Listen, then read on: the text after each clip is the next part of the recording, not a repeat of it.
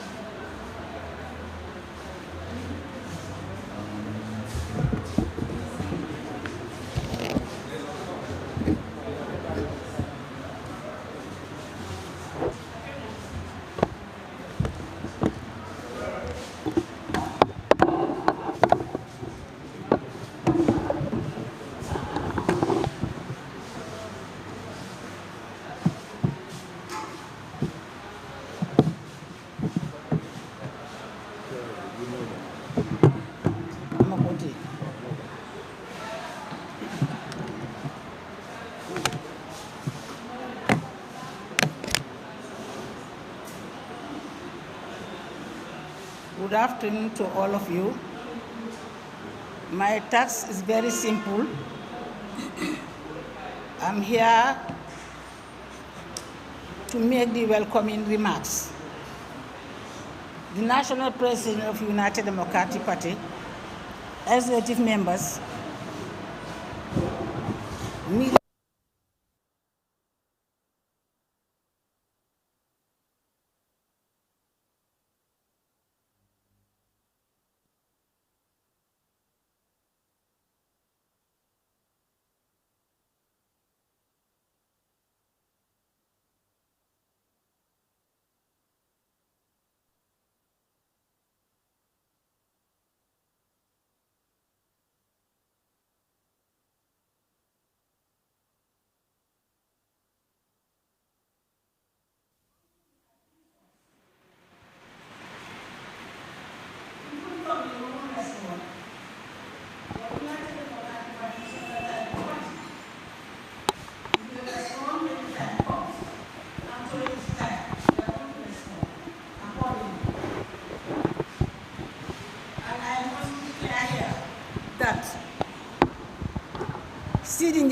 he is a honorable member, but no one should call him honorable because he hasn't got a honorable attitude.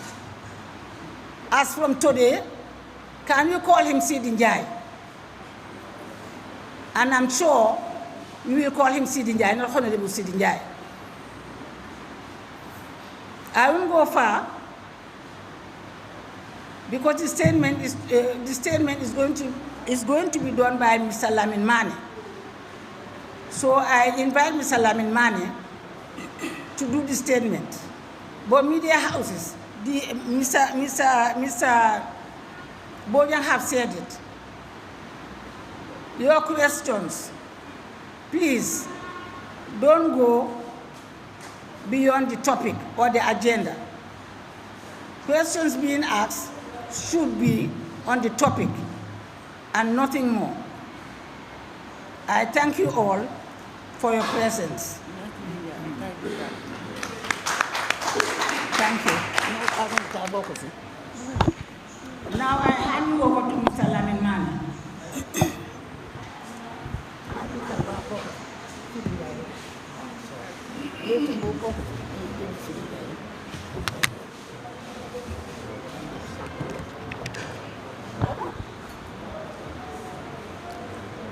Right, thank you very much, Deputy Party Leader and Deputy Secretary General of the UDP. Before thanking the press, I would like to take the opportunity to express our appreciation to all the members of the senior management of the party here present. Aji Yamundao Yabo, and of course starting with Aji Yamseka and then Aji Yamundao J. Yabo. We have Zainab Ganim, Binta Toure, Larry Sise, Aji Yakumba Jaite, our brother Mansandao from Banjul, Joko and Haji, and all the members, Fatujane, everybody in this hall. We say thank you to you all for honoring our invitation. To the media fraternity, we say to you thank you as usual. Anytime we call you to a press conference, you are present in large numbers and you're here with us to accompany us. We really appreciate your presence, so thank you all very much. Today's press conference is initiated by the party to respond to Sidin Jai's frivolous accusations. The accusations are leveled at the UDP. And as Ajiyam said, for somebody who is supposed to be an honorable member of the House, it's a very dishonorable attitude that he had. Sidin Jai, this is the gentleman who from the time he was a student has been selling off the Gambian youth to a dictatorship with Jammeh. He was with Jammeh and he was a sellout for the Gambian youth during his presence at the side of Jammeh. Eventually, Jammeh, to reward his sycophancy, Jammeh promoted him and made him a a nominated member of parliament. Eventually, when the impasse happened here in 2016, he was promoted as Minister of Information for 7 or 9 days, I can't remember, to carry out the same sycophancy and hypocrisy that he was doing with Jammeh all the time. This is the gentleman who swore that Barrow would never be sworn in this country here. It would be over his dead body. He connived with Fabakary Jatta to bring about a state of emergency in this country, all in the attempt to subvert the will of the Gambian people. The Gambian people had had enough of the Jammeh dictatorship, and they said, this is it. The Gambia has decided, and we are moving to a new phase. Jammeh was voted out by the Gambian population and a large coalition of Gambian political parties in this country. He, with Jammeh, tried to subvert the will of the people. And to make sure that Jammeh could stay here, they voted a state of emergency, which led to a panic in this country. People fled this country because they feared that there would be conflict and people might lose their lives. And in fleeing this country, a number of people died on the road from road accidents, women, children. People who left their houses open here, their houses were burglared. People lost a lot in this country, all because of Sidin Jai and his like. And he did all the things he did in this country so wrong. When Jammeh fled this country, he fled with him. Because he thought he had done enough evil to this country, he was going to be lynched. That's what he believed. But we Gambians, we don't lynch. We take you to court. We take you before commissions. And we make you account for what you did.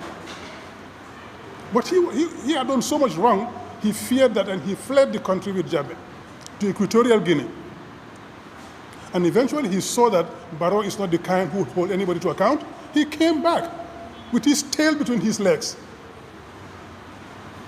If Barrow had done the right thing, Sidin Jai would never have dared to come to this country because he would have been arrested at the airport and charged and tried for subversion. What he did was subversion in this country. And so many other things. But because Barrow would not touch them, he came back. And what did he do? As soon as he came, he went with Fabakary Tombong Jatta to Adama Barrow and told him, you know what, we can help you stay in power here. And we can make you win, we can make you rich. I'm not saying this. Barrow said it on national television. He said they went to see him and they told him that. He said when they said at the beginning he was shocked and angry. But on second thought he said maybe they are right. And what was the condition for helping him? Throw UDP out of the government. Because UDP was the people who were holding the country on the right track and making sure that what needed to be done in this country was done. So if you want us to be crooked with you, you have to throw out the good guys. And the good guys are the UDP. So UDP was thrown out of government so that they can come with Barrow to do all that they are doing. What we see today the corruption, the impunity, and as Larry would say very nicely, the tribal politics. All of that started when UDP left this government. And Sidin Jai and Fabakary Tombong Jatta were among the architects of that. Sidin Jai, this is the guy who a few months ago, towards the end of last year, stopped the construction of a maternity ward in Nyanija, simply because his name and NPP's name was not on it. This is the guy who never worked a day in his life here to do anything for the country. He was a parasite on the Gambian resources.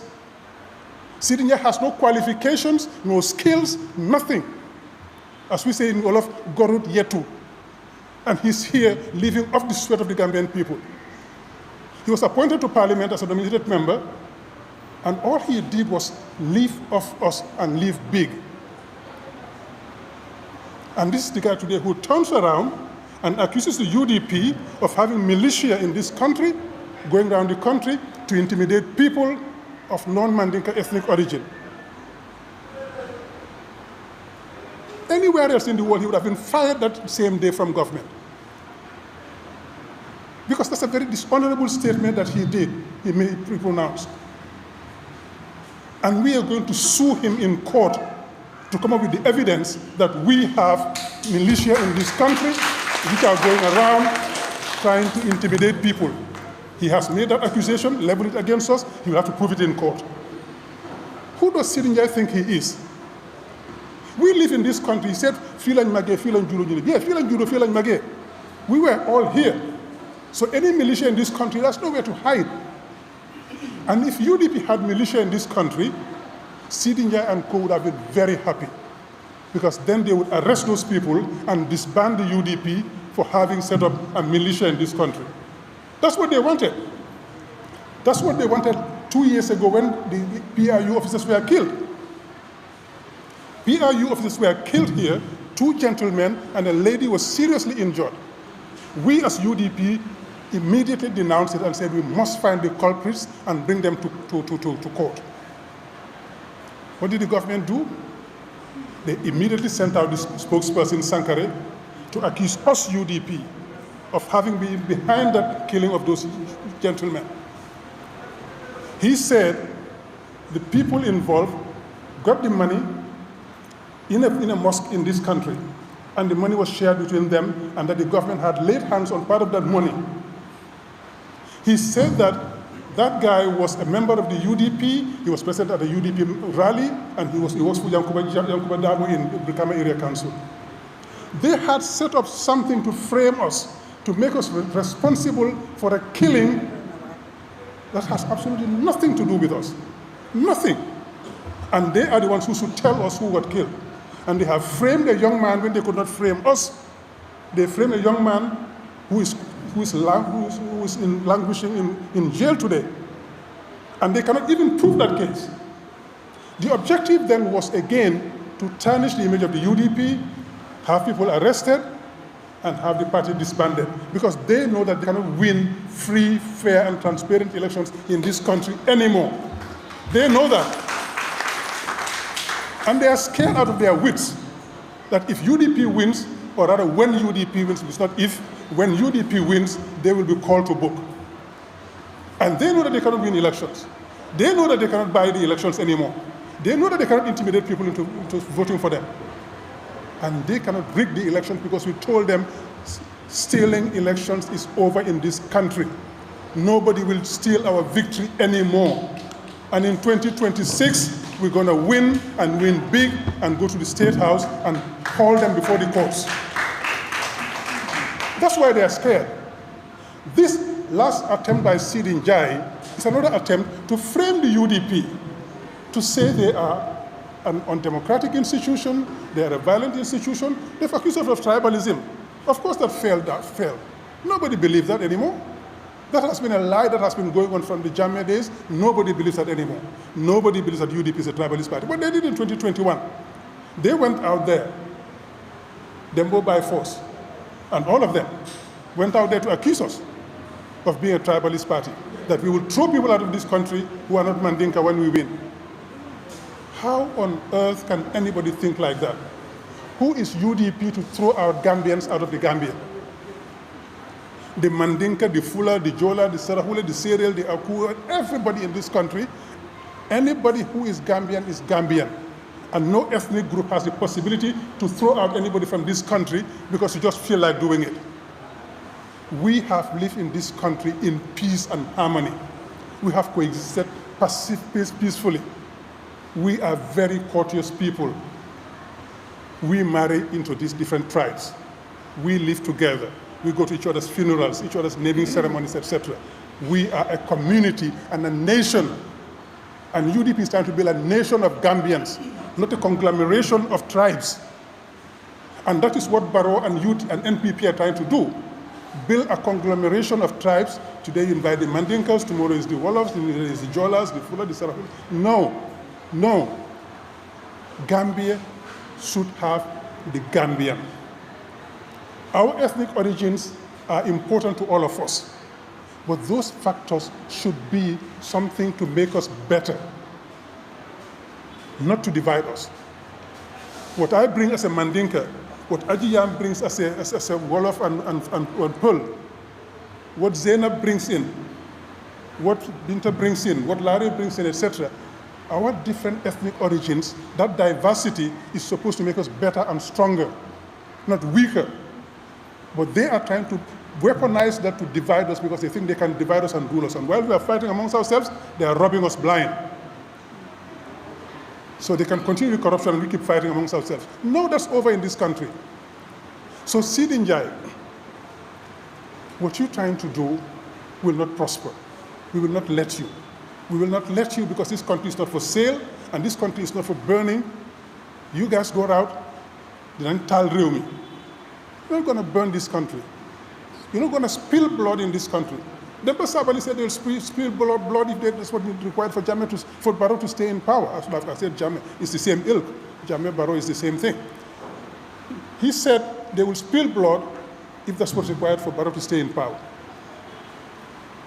Sidinjai is accused of having militia in this country. And that is an attempt to frame us. Next thing they will do, probably they will set up a militia somewhere and say these are UDP guys and they are carrying arms, we go after UDP.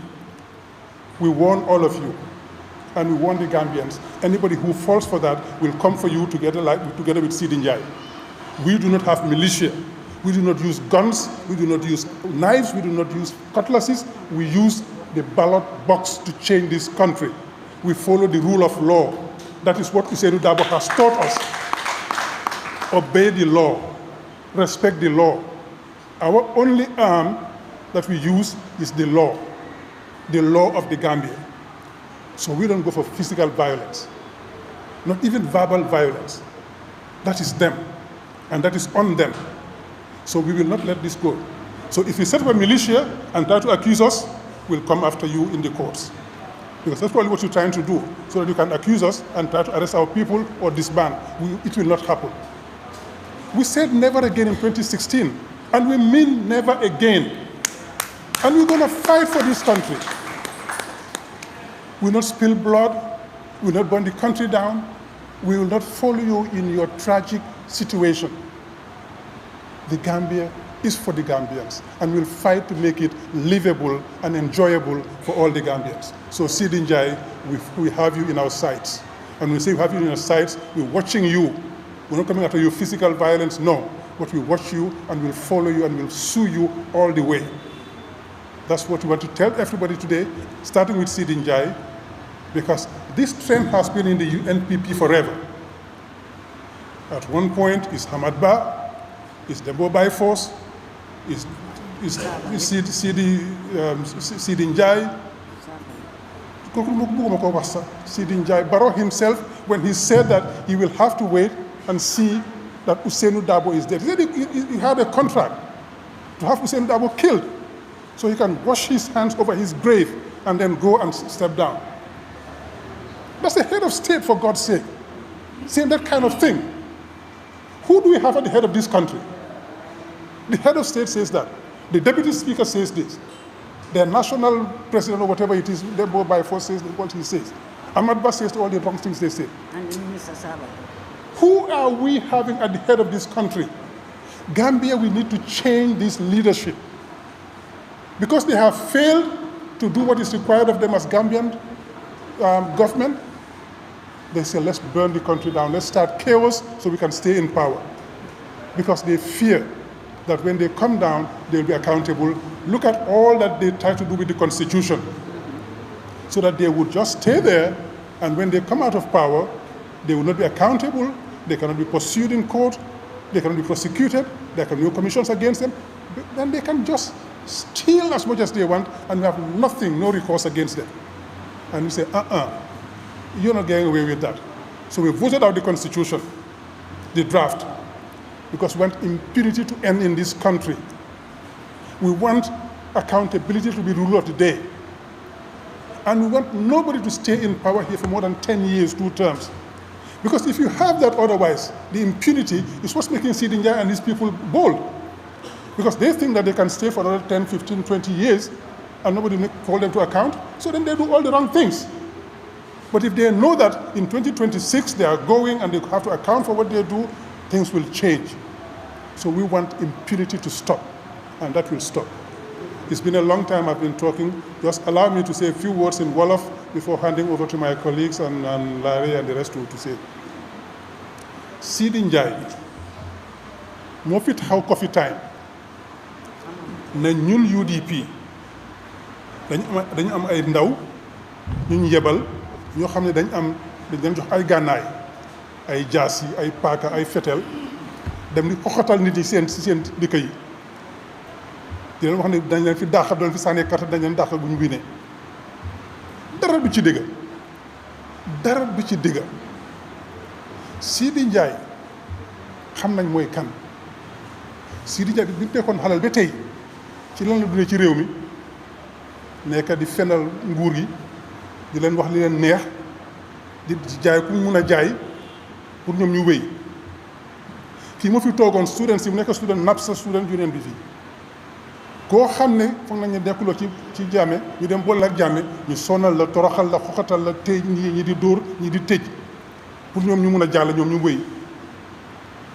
ci la nekkoon nag di fenal jàmme ba waxtu bu ko neexee jàmme jël ko def ko nominated member in parliament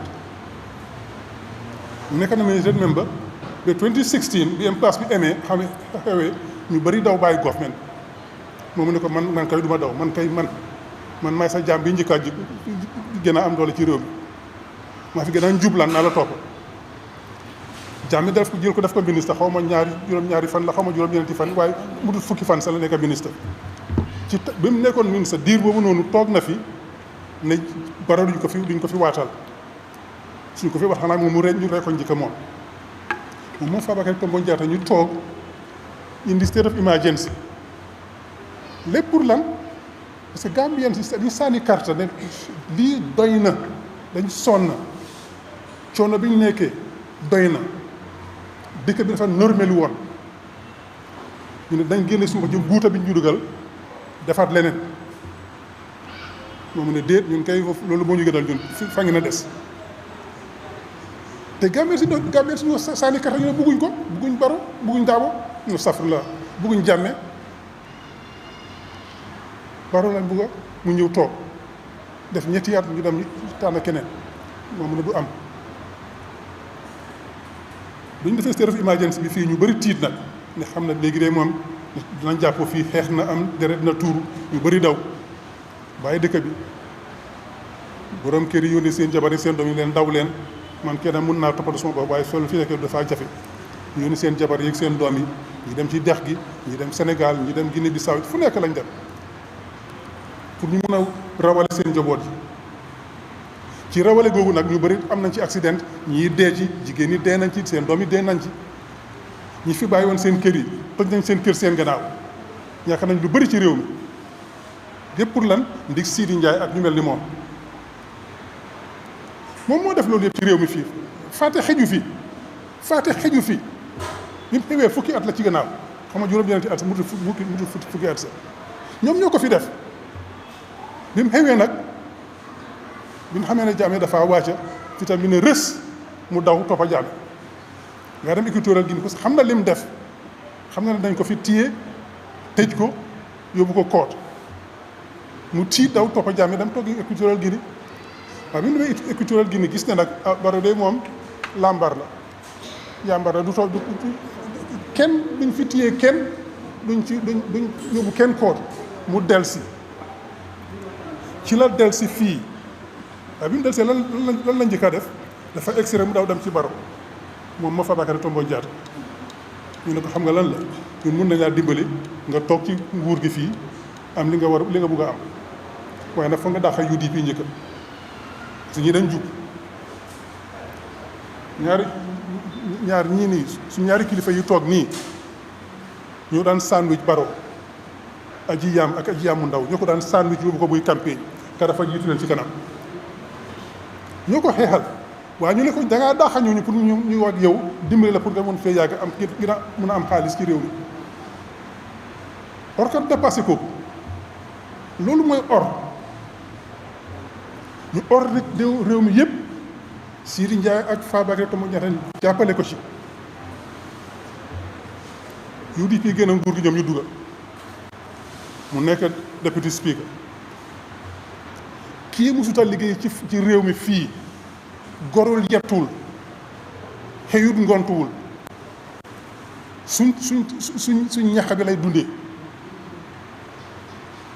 suñ xaalis bi la ñu jël di ko fay as nominated member as deputy speaker Sidi Ndiaye musuta liggéeyal ci réew mi kenn dafa nekk fii di lekk suñ xaalis li moo lekk lewut li moo lekk yelluwu ko ñoom xam na ko waaye noonu lañ mel na soo du dara ci ñoom waaye ñun gor lañ ñun luwaa la ñoo toppa luwaa la ñoo sàmm moo tax ñu ne ko li ngaa jéem a def du fi xew liñ defoon li ma war jéem a def nii loolu la ngay defoon ñaari at ci gannaaw fii ñu rey fi ñaari PIU officers gaañ bu métti benn jigéen ta bokk ci ñoom kooku yàlla def na alhamdulilah deewut waaye sonn na loolu lépp tax ñu def ko parce que dañ bëggoon a tuumal UDP dañoo rey ñooñu pour ñu mën a téye suñ kilifa yi mën a téye suñ parti militant si tëj leen ba pare tas parti bi ci loolu la gaa jublu woon loolu lañ jàng ci Macky Sall Sénégal loolu la Macky def Sénégal ak Pastef ne ay terroriste lañ dañ am ay gànnaay yu dul jeex ci réew mi ñu ngi jëm a daaxal daaneel nguur gi ñu tas parti bi ci ñoom Ousmane Sonko ak ñëpp tëj leen ñu ne ñu tam mën nañ koo def gaam yi loolu la gaa bëggoon waaye yàlla muy buur weer leen dañ ko def rek Sankara dem taw dem ci rajo bi mu ne waaw ñu def lii kii def lii xam nañ ko ah daf ko def rek daw dem ci benn juma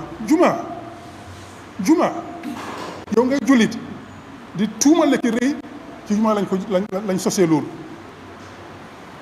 ragaluloo yàlla sax mu ne ko dafa rëy rek mu daw dem ci juma ñu jox ko xaalis bi ñu séedoo xaalis bi waaye nguur gi kii nag am ñu nguur gi jot naa mën a am ci xaalis boobu noonu ki ko def nañ ko jàpp léegi nañ ko tëj parce que waa UDP la mu ngi liggéeyal Yankuba Dabo Brikama Area Council daf daa dem ci UDP meetings te yëpp fen la dara du ci dëgg seen IGP Sow génn def ñoo jéemal expliqué mooy luy triangulation naka la ñu def bi xamee téléphone bi fan la nekk moo xamutoon dara ci triangulation sax li ma wax sax soo ko def Dakar dafa réew yooyu yëpp def nañ ko ci réew mi fii pour tuumal UDP pour téye suñ kilifa yi tëj leen pour tas parti bi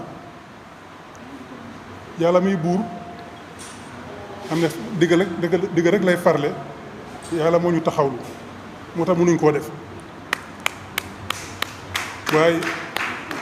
waaye ndeysaan téye nañ ci biir doomi jàmbur tuumal ko jox Mama Jabi $1 million pour tuumal ko waa jaa ngi tëdd prison ba tey te loolu tam na jeex bi waaye lii xew yëpp lan moo ci nekk because njaaxare moo leen jàpp ci liñ nekk xam nañu du yoon du dëgg ñu jaaxle nag bu fii ceeñee ñoom dinañ am pour taxaw yelloo liñ wax ñu liñ doon def loolu boo leen tiitloo te xam nañ ne ñoom mënatuñoo gagné élection ci réew mi fii xam nañ ko free élection boo xam ne dafa jub boo xam ne dafa leer du mënu koo gagné ci réew mi fii because 2021 ñun ñoo gagné ñu sàcc ko ñu bugg a génn Ousseynou ne bu leen génn nañ toppal waaye dañ dem koot ñu dem court gars yi sànni suñu case bi ñun ñu ne 2026 loolu du fi amati kenn du sàcc suñu election te duñ dem Supreme Court dañoo win ñu dem State House yóbbu Ousseynou Dabo State House loolu moo leen tiitloo moo jël seen fit parce que xam nañ bu xewee kenn ci gars yi xam nga naka Cissé fu naa Ibrahima Cissé mu ne su Europe yi nga ñoon 2021 ñoom ñëpp dañoo tëddi mile tout mbir bi la ko Sada Ba ay wala fa parce que ñoom mu ne xam nañ li ñu def ñoom suñu wiiroon dañoo dem tëddi mile tout di xam nañ ko xam nañ li ñu def te ñu ne loolu du fi ñaare lati nag 2026 kenn du sàcc suñu victory te dañoo win yóbbu dem State House loolu moo jël seen fit ñun nañ leen sàkkal pexe léegi ci sàkkal pexe boobu la nekk waaye du fi am Sidi Ndiaye li moo def ñu ngi koo bàyyi xel Sidi Ndiaye da nga war a màndu da nga war a tey dal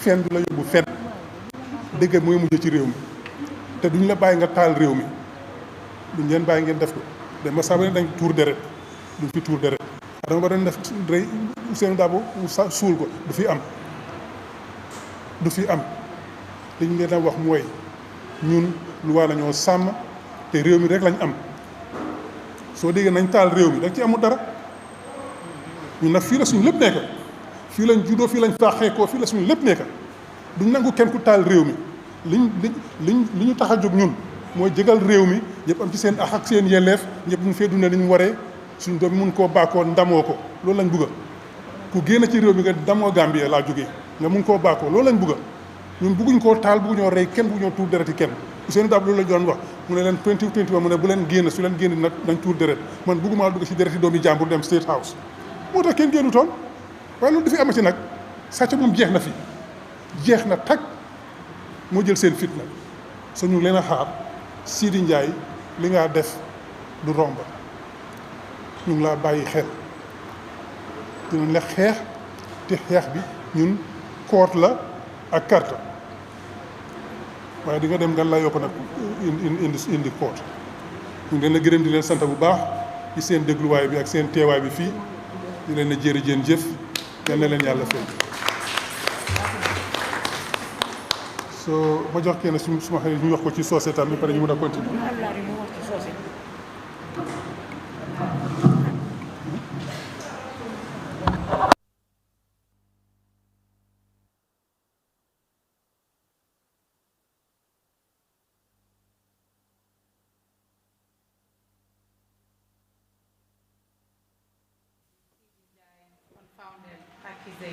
I'll pass over to Uncle Lare to summarize in Mandinka. Thank you. Thank you, Yakumba. Thank you, Lamin Mane, and thank you, members of the press, for coming. Tebe memfola, Lamin Mane majama lefo, alba moy lale, ba bedol kala TikTok kural sa moy ay menfo. Ay menfo nteba sutian dilal.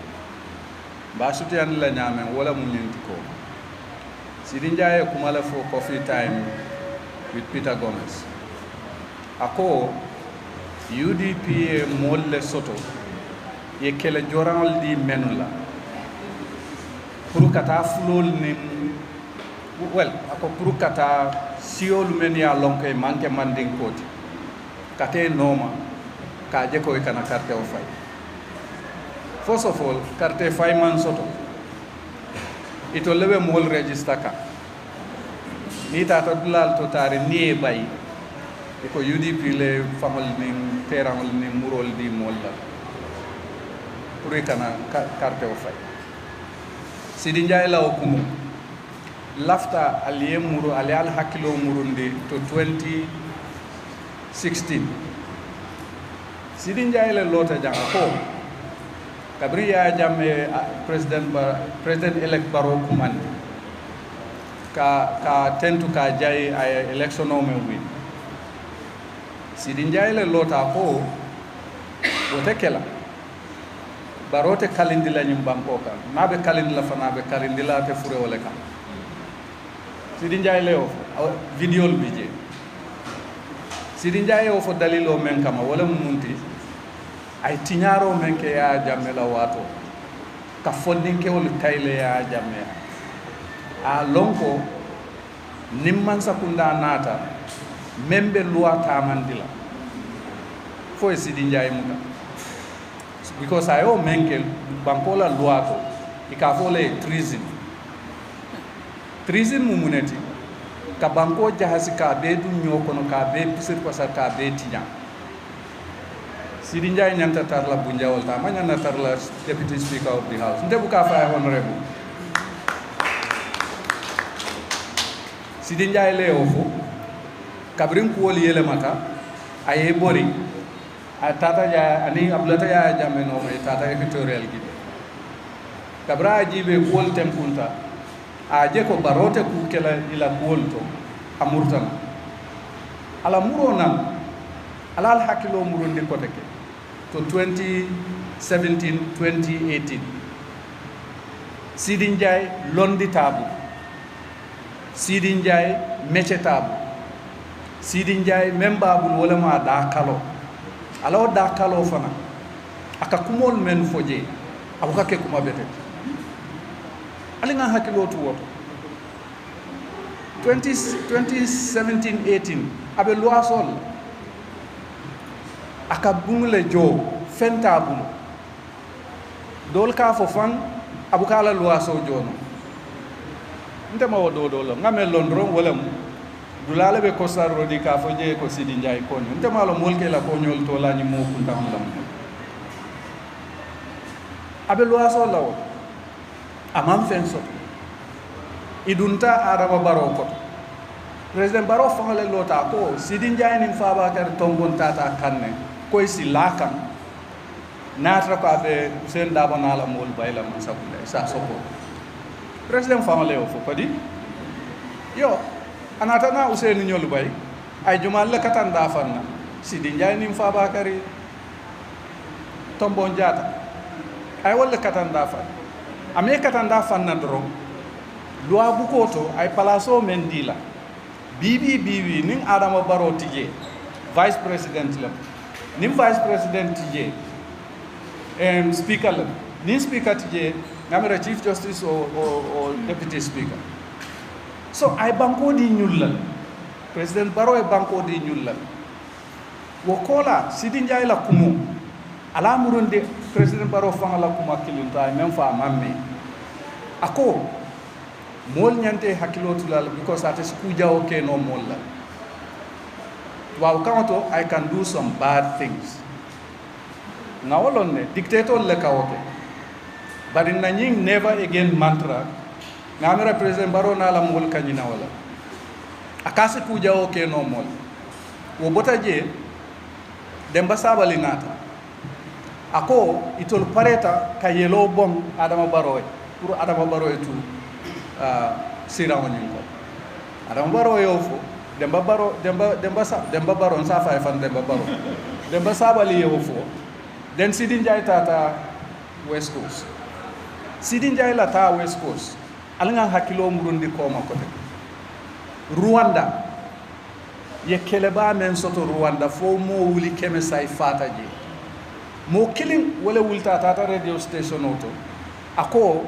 hutulbe tutsil nyol fakat tutsil wulita ifanal bulata hutul no ye Rwanda jani ya bele tinya wo botaje Burundi the same hutu tutsi problem ye Burundi fanan jan wo botaje Central African Republic ate si faram fansindi kilimo ye jebe jan wo botaje DR Congo hanabi mbeoka ye si faram fansindo dundi je auto fanan be jan mbadi ngol ne ajam benyil bal hakilo bulan la ñul pareta ñim banko janila baralin kana soye banko jan banku dingul aflalem go amandinkalem ba asrualem ba ajolalem ba saramle gambiano be kana son ñimmoli la interest ka yenna banko jan dalilo me ati ne pareta ñim banko jande yalon ka diamu ñim platform wolton ibe corruption o men na ya lon ibe tiñaro men na ya lon andu ya lon ne ko nga lon ne be tiñaro men yalon nin sunga ya lon ko fentiyo ya lon nen ikan suñale na e kutingul le atemu talaba mbe o situation le to ñu lafta ñim banko janilal at any cost because il lafta tula sembo e tubu nkana song yenna banko jan nkana song mandinka fula jola sarahule wolof manjago siol men bebe ñim banko ka nkana song ñi mo kuntahol yen mul takiñola ni en kumul takiñola to le gagneta il afta men na niake to lebe o bénéfice o soto mbukala fika mol to fo dulal to tarim bari nal hakilo ba ma fana mama kande nene ya fa la congress ko som ako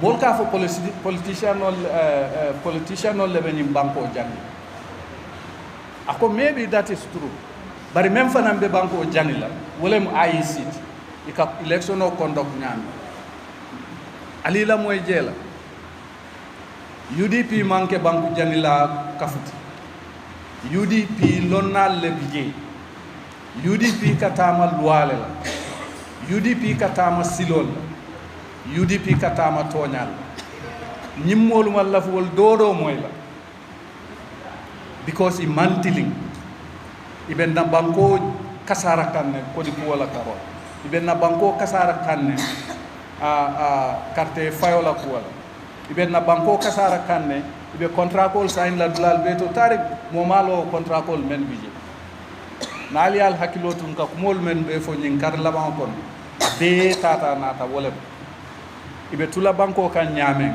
e kodo men pisir pasari be o domola nyamen ibe nya walla o fananka ni wote gambia dronne sidin jay sikanyim kusifa ite mankara imal londi soto base fangote bar hanwo ye baroje dawda sidi njaay baba so nte kam même fo moli sidi njaay be fem fokan demba sabale be fem fokan adama barole ba fokan let us hold adama baro accountable for the actions and words of these people na adama baro muta na karteo fay na boyndi na itanda la ko itante nyim bankoti banku dimle tamu nyim bankoti banku dimul mo million fula nim fenna ite kilinna fo nyim mol men sote bala men ya lon ko ni pareta yeta yen neng wala yen kumul takiñola ye fitino ñori banko ka mbeku mo kuntula dam al kana song mol mo men bebel la moy ka al kana song ni mol ya ayal diamundi ye fengo dialla e kale ko al ke militiati al UDP2 al kana song because no keta mbital normal ko mbite no ma nyam yalo mol diamuta jan sidin jay ay ñing information o gondi damen fire kata manke tonya ay fabricate le fabrication o la fabrication o wala muneti yemira droite si mo tumino nyamen pour ay problème o soto eta yewo fo anda fo ñine kama ko kuta bola je a fo ñine kama fanam ni en samba kiti yo la kiti o tem mutal because kiti mol mun na mansa kundal fo arawo barole ma fo ala sopotal memmen diate ya ke memmen diate ya fo ibe support la president men ka ofo manke loi president finally loi la karola na loi bu ko mo be kanyanta loi ko bari nte katula fo la dulal to tari unity ka fo dulal to tarin ko yes be kanyanta loi ko bari fom be kanyanta loi nyatilimu la leba because ngaje president barobe o fola de basabali ñol be ñul fola sidi ñol be ñul fola ibe jikiri ñi ne la ko nin tata loi nyatilimu la loi te apply la be kam loi be apply le to le kam gambianol alinga lompo nimma ñil mol bondi ñin dula na banko kasarata ala lom fanan ko adama baro na la mol iñatunta UDP le la anil loya Ousseynou Dabo adama ya jambe ka kumolu fo janna mam me ay kuma do fo Gambia la karol inentete ya ba adama baro moy labe ya jam because am man hani ya ay Ousseynou le yab ay UDP le yab wala naka fo bar adama baro maninka kunda nyabondo ka kijele momu en nakumo moy yalo ne ko ntol be wulla wato men na nin koolu ketan ka fo la al ngata tabo ko to sate bantala ngata ñoo ñaabon UDP ning Adama Barrow Gambia nol ning Adama Barrow be ñoo ñaabon la le 2026 because nka fom fonne ko Adama Barrow ya lon ne ko nin carte o fayta carte o tilinta suñaar manki je femfe manki je ate carte o winno la ñi banko kan kotek nka o fole election integrity free fair transparent election ni wo keta jam Adama Barrow ne nete carte o soto la ko sa lon ne na fintita ka jele wol kam menu fa moyle alinga naki nyola kana so yenna banko kasa alinga naki nyola kana so yenna banko jan alinga naki nyola ngaje ko banko luwale ka taman yaje luwate dawda je bukatem so alinga Adama Barrow tembendi alinga Sidi Njie nyol tembendi alinga Demba Sabali nyol tembendi Dembo Bay Fos nyol nge tembendi ye loi norma ye loi respect but more importantly atol Gambianol yal respect because ibe fringo men kono ibe nafa men kono Gambianol le adila atol men be kala moy menu be kudam kuntawr makati albe men kono al yalon nyilbe men kono al yo fanal lon al kanason yal nene kotake ka foko imal lafi fulol le mal lafi surwal le mal lafi si kota walla ilafta janke la maninka banko because jammanke maninka banko jammu Gambele wolof fula mandinka sarahule jola lele kam ni banko ni momo kale ko wo manke toñat al podon sikal ya bay ala barak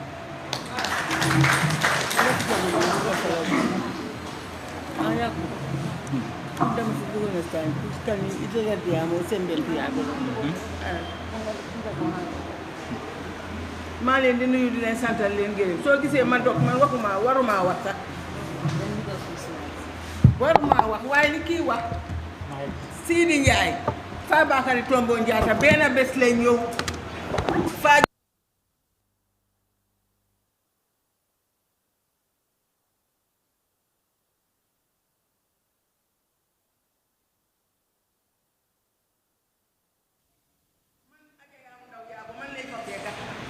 ñoo dur saanoom ñoo ànda ñoom ñetta maa leen fekk ñu toog ni si boori fees bu gàtte boobu mel ni ay almudu yu toog noonu laa dugga rek dur saane dugga fekk ma mu ne ma anti yaam da ma ne mu ne ma gis nga Fabakary ak Sidi Njie ñoo toog nii ma ne ko mu ne ma gis nga man de lii laay liggéey damaa dem di leen indi si parti bi ma ne ko loolu ne soo ko defee baax na dem indi leen waa APRC nga indi leen si parti bi ma ne ko loolu de moom starting bu rafet la kere juma ne duñ dugga parce que amuñ appointment tey su Sidi Njie bokkoon na Adama Barrow dinañ leen def loolu dinañ leen wax loolu moo tax bi Adama Barrow waxee ne Sidi Njie ak kii ñoo ko wax ne na daxawaa UDP ma gom ko xam ne loolu dëgg la parce que man seen ñëw fekk fa la ma fekk ba leen dur saanoo indee jërëjëf jëf. Thank you very much. Thank you, Uncle Lare. Thank you, National President. Before we open the floor for questions, I would just like for the journalists and everyone here present, to just, I would just like the journalists and everyone here present to just observe the high table and what is going on regarding the remarks that Sidi Njie has made that UDP was founded based on tribalism. Just a simple observation would show that those statements are untrue and unfounded. Just look at the composition of the executive here present.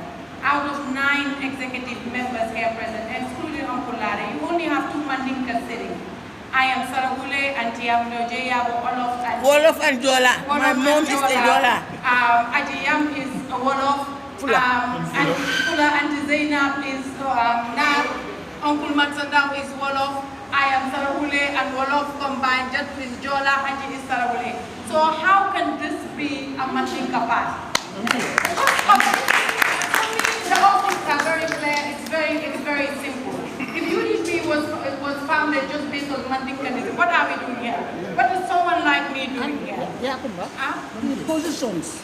Exactly, and the positions. And just look at our mayors and chairman. We have Rohilo is Wolof, Taliban Suda is Nar, Yankuba is Mandinka. So UDP is a representation of the entire Gambia. And everyone should see that. And I would urge the youth, particularly the youth, if anyone comes to you talking about tribalism alone when it comes to politics, know that they have nothing else to offer you because they have nothing in their head. That's why they're talking about tribalism, because there's so much going wrong in this country that we need to address. What about the inflation? What about the losing of the value of our dalasi to other currencies, particularly the CFA? These are issues people like Sidinjai should be addressing when they come to the public front, instead of tribalism. Once they open their mouths and all they can say is tribalism, just be assured that there is nothing more in their head that they can offer you. Thank you. I just wanted to say this. Haji, come here. Come this way.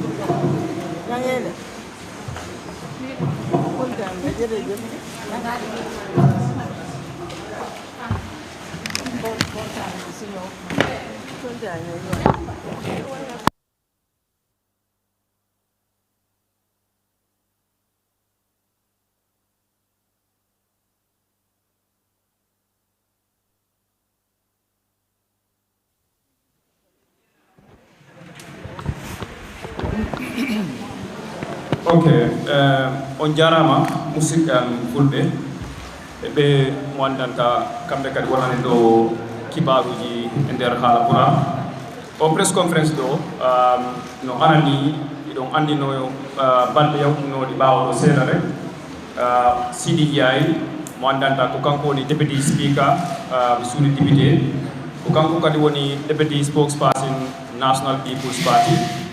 O yahuno coffee time with Peter Gomez, West Coast Radio 92 point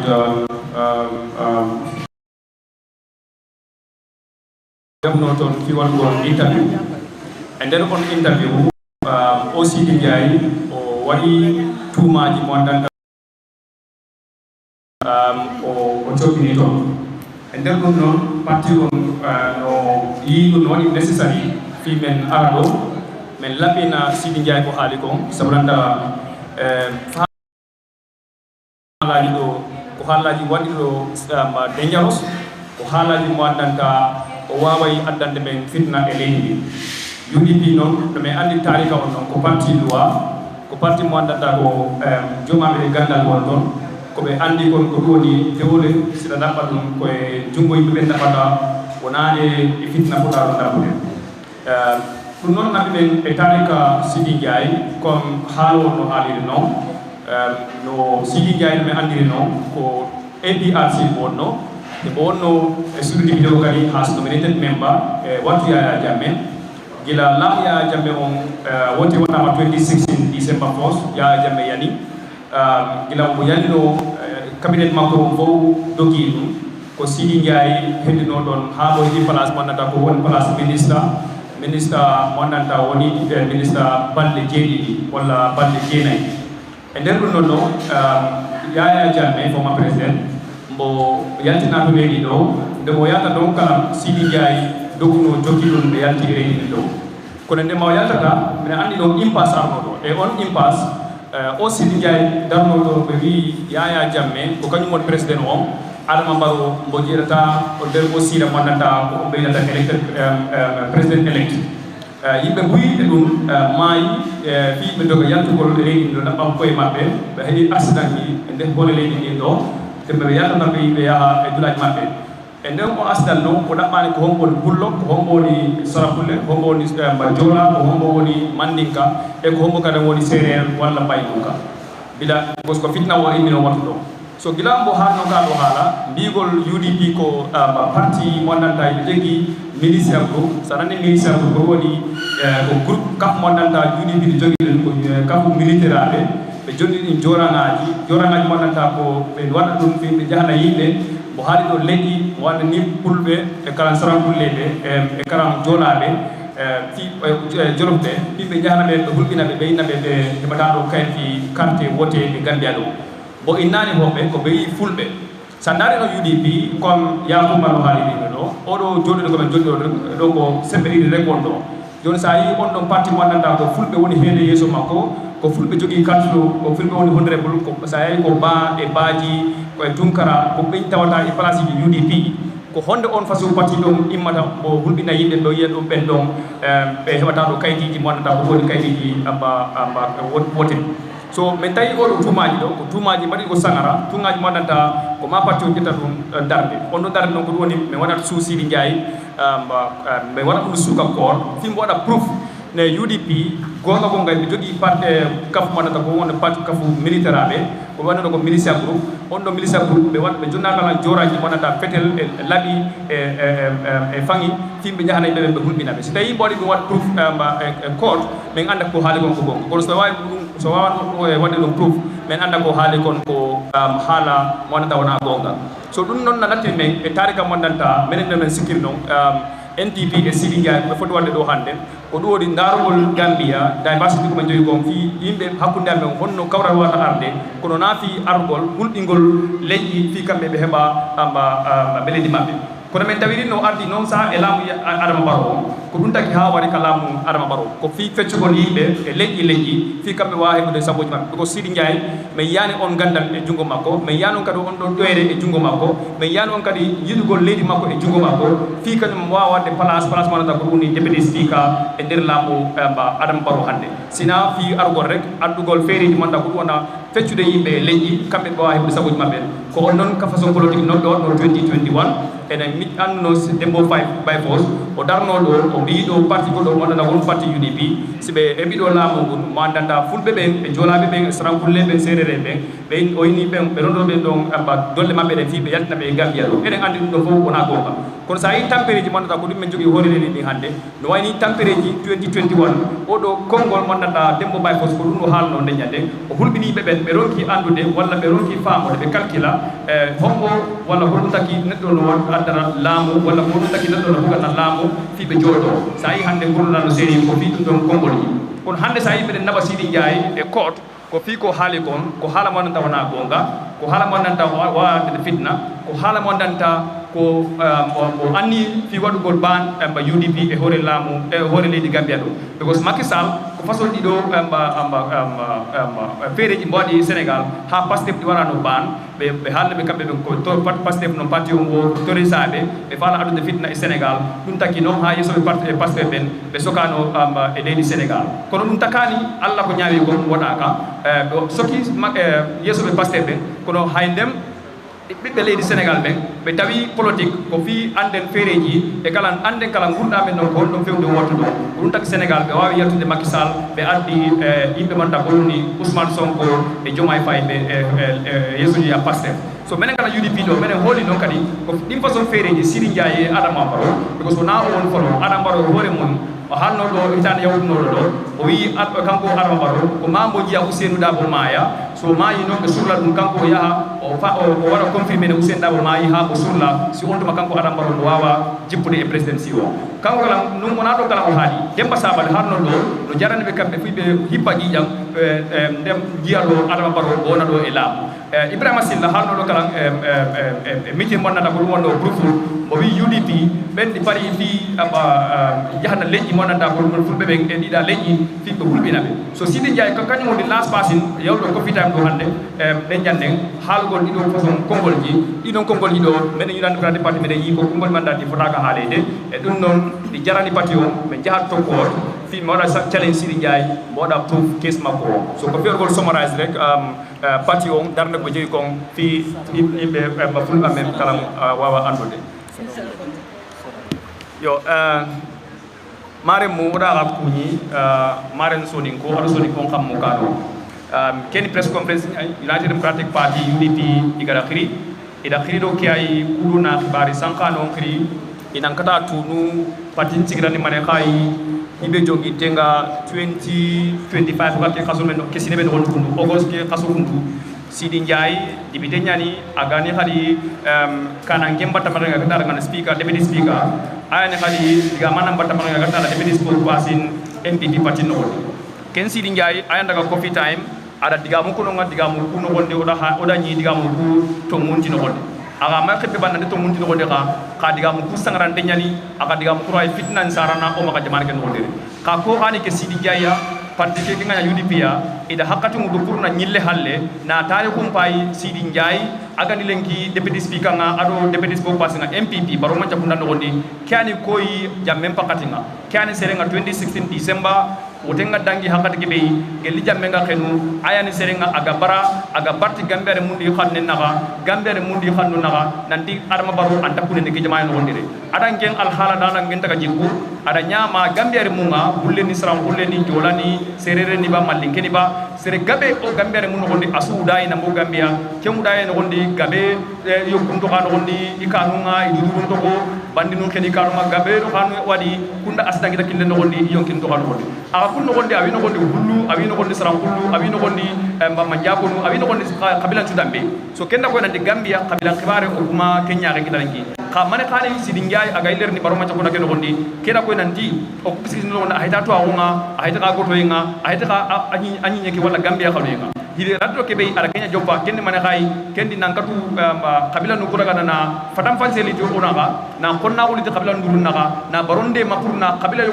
ko linde kabila yo ya kude na ngaru soronta kan ni ko nakadu sembe kitana ke dalile kenda Sidi Njai ara ko fitime gel tirni nga kenya ke dimay ara jabi nen ki nande UDP ni parti nanti militia groupe nyani am groupe nyani maka angana militia am groupe mo kenya ko militaire ngara nyani ka honya no maka kere kere ya maka UDP gi khini kata kabila no gambia hibe ga ko sara hullu ene ki kabila no hibe ga ko hullu ado kabila no hibe ga ko olohonu enati kunna ngani nante kata wote ngayti kitana ke jama no dere amati mo kunude ati kabila no so genna ga kabila no ku kabila no ga UDP soron ar ko no patin igande le katia iro jogora mo ndere katia hibe ga ko labo kimpa maraha ado kumendu kawaranu kenda ko nanti keni diga me sagarante nyane tuma be UDP da hay nanti kedi politique diga me bania keni diga me ay hibe ga jare nanti parti kenda ga kotuma na Sidi Njai na tonto pour ana kadu ke kesi ana to mundi aga mato mundi su luwa nanga ka dunu ne sigira mutu boyno ko hibe to Gambia di ko ga ta wora beere angana ke ka hawara ga be no gondere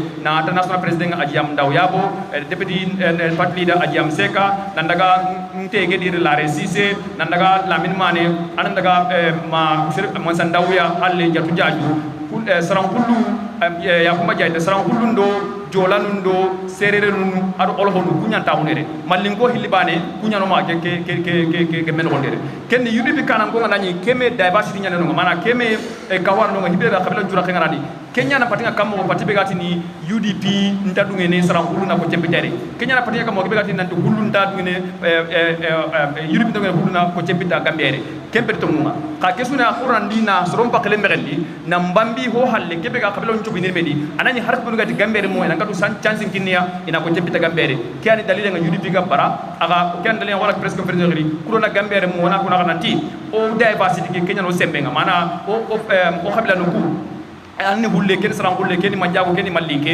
kenya nya o gara sembe kita ken chembe on taka du sere sullo olume naga purna konna ko to olume naga nangatu yike sago kita na andi sago kita na taki hajuma kian dalile nga UDP aga jaru ngani pro na sigira mutu na Sidi Njai na denge kotunga boyni impasse be akire 2016 Sidi Njai apare na kemme impasse ala hina kenya kirete kadi 2026 aga kenga nanya nkeda nkendo tana o ko antampini anta kabila baka kabila no ni kabila ncwana mantora kita dome aga kembi laga nyana angana hingara ga ni kibega ni bonenga anam bartana aya ka na bilagarini itinga na dusarenga andatu ini ka angana huwa de kibega di tongunga anam barta ka ne ayam pasu angara wara maganya nga kembela na tinga na du so kiani ta o gale tibar san kanon tuini nai nanti nanti berarti parti UDP akan angka umuri His Excellency Raju Sen Mukunda Dabo ado di international executive united berarti parti isigira ni kai purna Sidi Njai na denge kitenga purana ka du keske profunu matongu ni magare na fanware cultural dance lawo cultural dance lawo KMC no dance si pa yegli ni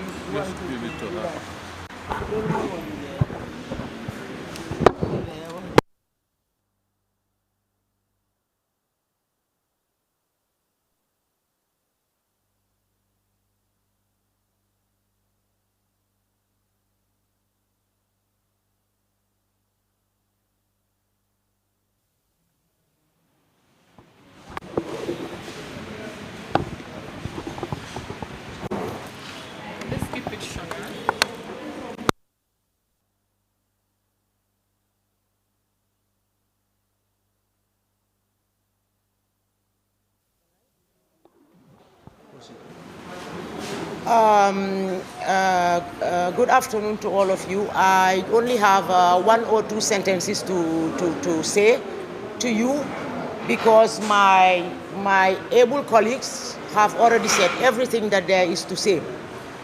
The first thing I would say is my name is Zainab Diab Ganim. My father is a Lebanese Gambian, born and bred in Gambia. I was born in the Gambia, bred in the Gambia. My mother is a Mandingo and is a Serer, Santa Sen. So I leave that with you to deduce what you want to deduce out of it regarding Mandinka party of UDP. Fofulache M. What I want to be very clear here is to Sidi Njai. Let Sidi Njai be aware that now enough is enough. All the accusations levied against UDP and all what has transpired. Sidi Njai's history has already been chronicled for you here by my able colleagues. Ñu bàyyi mu dem. Waaye bii duñ bàyyi mu dem. We want to make it clear to Sidi Njai and our party members that we have already spoken to our lawyers and we will be coming to Sidi Njai. He will be hearing from us. If he has any evidence that we have armed militia, because people use words without knowing the meaning of those words. Armed militia is a very strong word. If he has any evidence that we have that, when he hears from our lawyers, he should bring the evidences before the court and before the whole of the Gambian people. Lolu buga nañ mu leer ci suñ supporters yi bu baax a baax. And one thing I want to say to Sidi Njai is, if he has an iota of decency in him, he would resign from his position as the Deputy Speaker of the National Assembly for coming out with such dangerous, irresponsible, and utterly untruthful statement in public on Peter Gomez coffee time. This is all I want to say. Thank you very much. Naler. No regular song.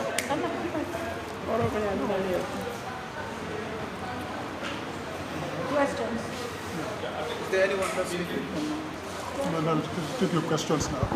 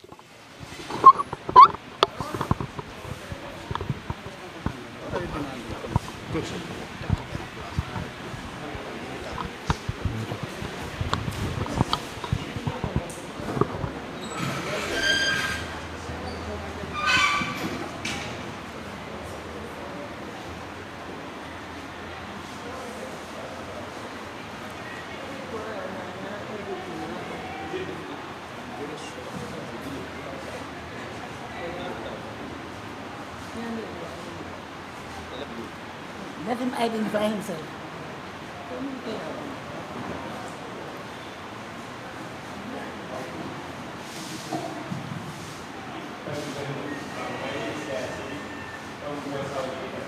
From? Outside.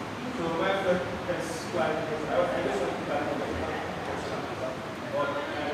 first, if you go to Mr. Mali, so during your statement, we are hearing talking about something like about a so we just want to clarify because we are so we just want to clarify on that. Can I have that?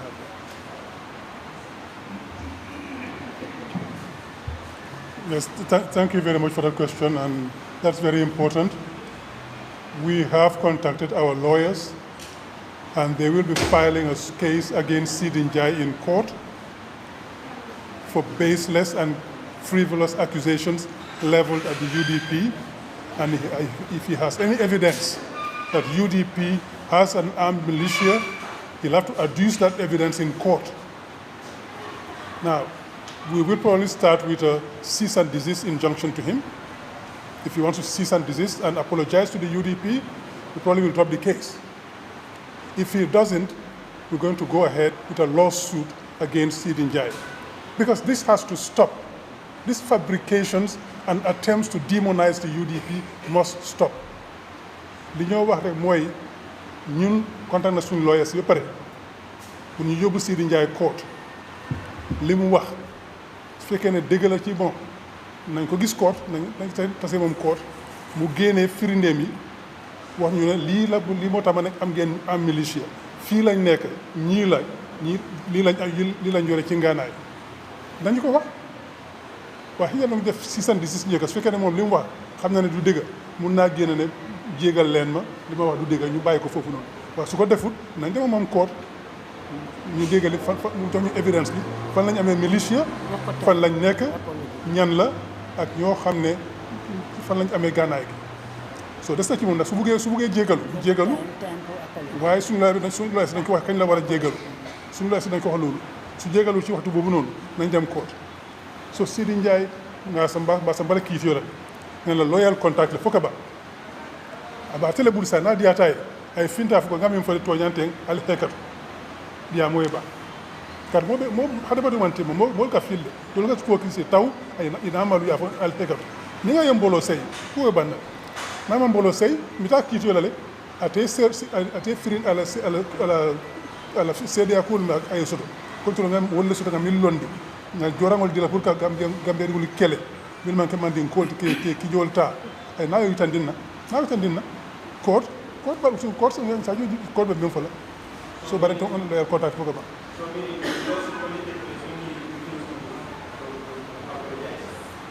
no, it's up to him if he wants to apologize. Because the legal procedure is we have a cease and desist injunction to him first, telling him that what you did is wrong.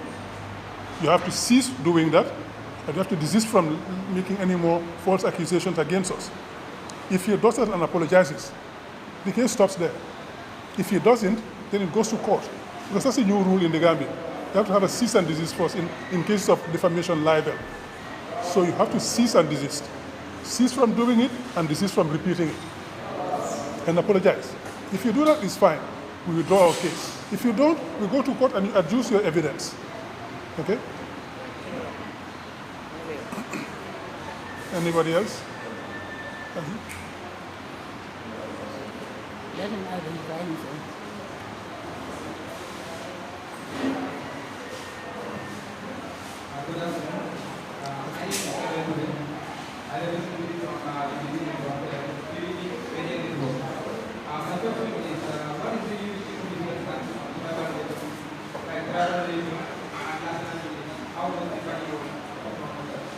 Not a clear question. Clear. Yeah, yes, sir.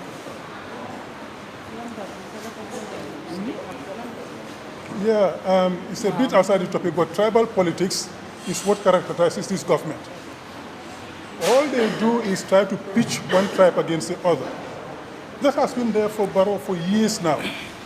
One day he would invite the Mandinkas, and then the Wolofs, the Fullers, the Jolas, and what have you, the Sarahule.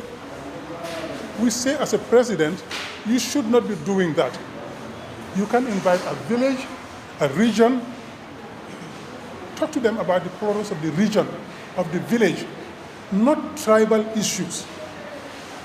We don't want a conglomeration of tribes in the Gambia. We are all proud of our tribes, and that's the way it should be. But above and beyond that, we are Gambians. And we want to grow the Gambian mentality, the Gambian civic space, so we all see ourselves above all as Gambians. Our tribes, our religions, our regions come in as additional factors for enriching us and for bringing in diversity and inclusion. Those should be factors that help us to grow and become better. We should not be using them to divide us. So a president swore to hold this country together and to observe and preserve the laws of the country and the constitution. And the Constitution and the Federal tells us we are one people, the Gambian people. And that's what we want our president to do for us, grow that culture. Li ñoo wax rek mooy ne nguur gi li ñu leen xamee mooy xaajaale xeet yi dañoo ñu def lépp ñu mun a fu ñu féewaloo ñun loolu bëgguñ ko ñun Gambians lañ man comme ni ko yàqu ma waxee fii soo gisee high table bi am na fi lépp te ñoo bokk parti bi ñun dañ bëgg a nekk benn doomi réew Gambians ku nekk fi nga jógee xam nga ko fi nga faaxee ko xam nga ko lan nga doon xam nga ko loolu daf ñu war a gën a mën a dimbale pour ñu mën a gën a jëm kanam loolu war ñoo féewale man ma indi suma mandinka original thing sur table kii indi Lebanese Arab origin bi indi Wolof and Fula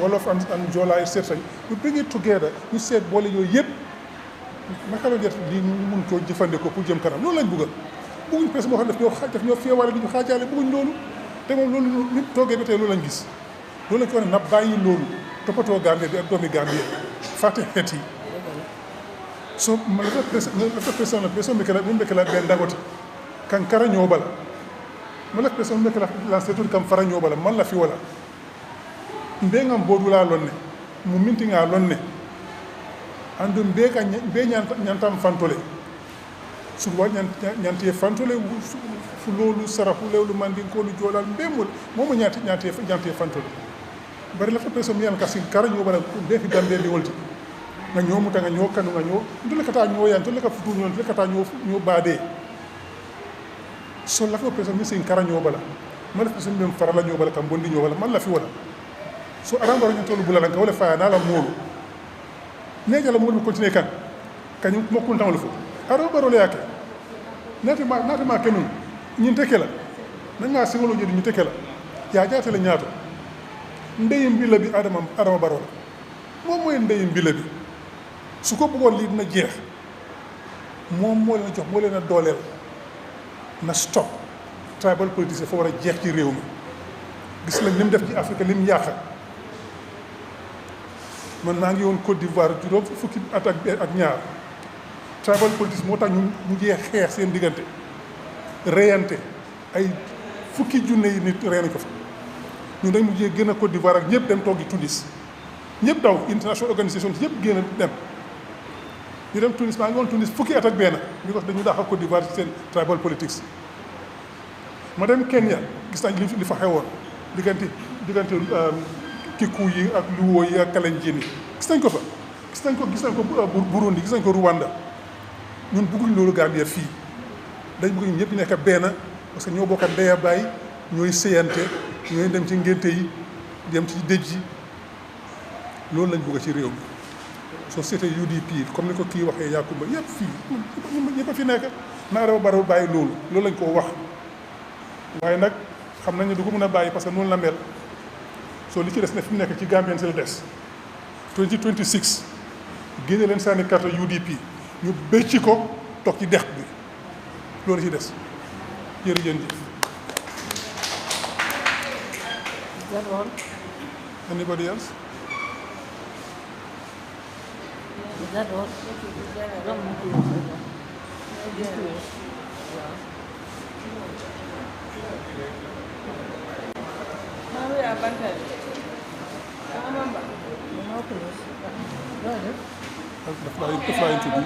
Daf laa introduce. Now we're going to hand over to the deputy party leader to do the closing remarks. Thank you.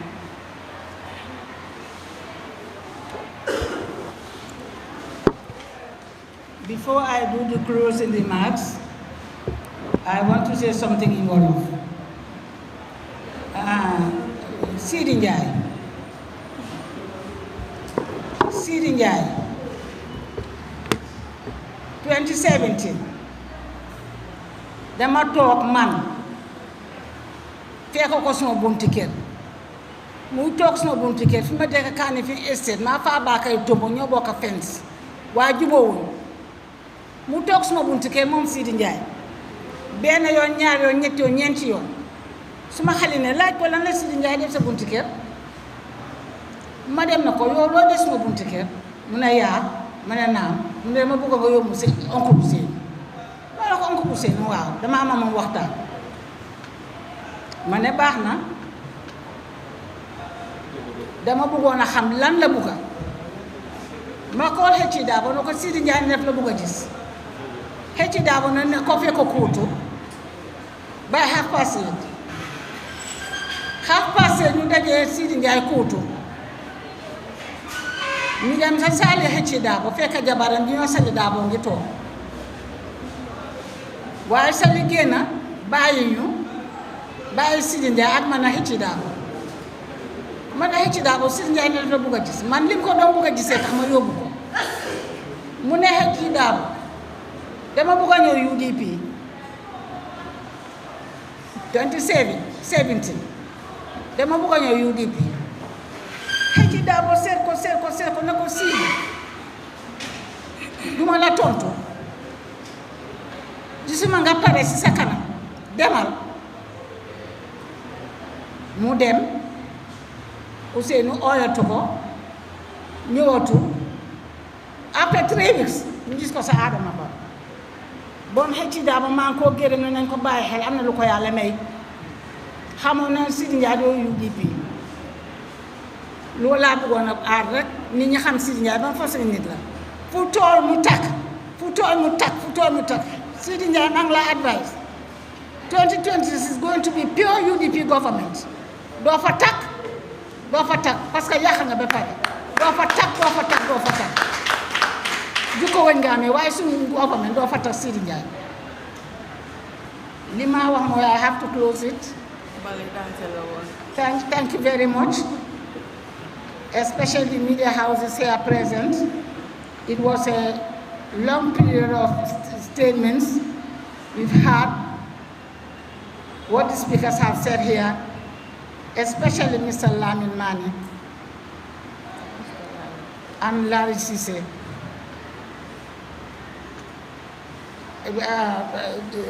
The youth present have said it in the local languages, in Sarahule and Fula. Just to eliminate tribalism in United Democratic Party. We are not tribalism. The first deputy party leader was a Fula, the lady Aya Jallo, a typical Fula, the lady Aya Jallo. After him, I'm the deputy party leader. Partly Wolof, partly Fula. Where is discrimination? Where is tribalism? We are not a tribal party. Sidi Ndiaye, we have warned you. We are going to court with you. And there is no way you will escape. There will be no hiding place for you, Sidi Ndiaye. Here is Gambia, a tiny country. On that note, I say thank you to all of you, especially the executive members, the media houses, and those who are present here today. The media houses, thank you very much. Whenever you are called upon, we are always keen to be with us. So once more, I thank you very much on behalf of the party leader who is not here. Thank you. Thanks.